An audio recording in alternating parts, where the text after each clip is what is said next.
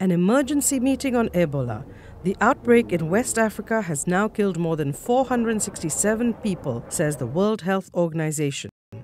Representatives from 11 African countries and dozens of international organizations are meeting in Ghana to discuss a coordinated response. WHO is urging health authorities to engage community, religious, and opinion leaders to contain the spread. In other words, to quote, leave no stone unturned. United Nations agencies and partners are helping nearly 500,000 people along the Pakistan-Afghan border. Nearly three-quarters of them are women and children. They are fleeing a full-scale Pakistani offensive against armed insurgents in the North Waziristan Agency tribal areas.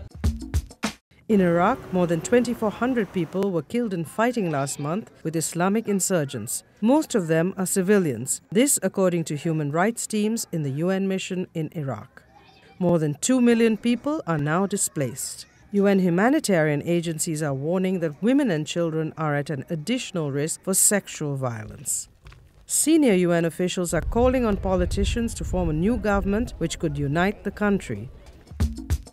The top United Nations envoy in South Sudan is preparing to complete her tenure. Hilda Johnson steps down next week. She leaves as South Sudan is struggling to emerge from a political crisis that uprooted some 1.5 million people and sent nearly 100,000 fleeing to UN mission bases across the country.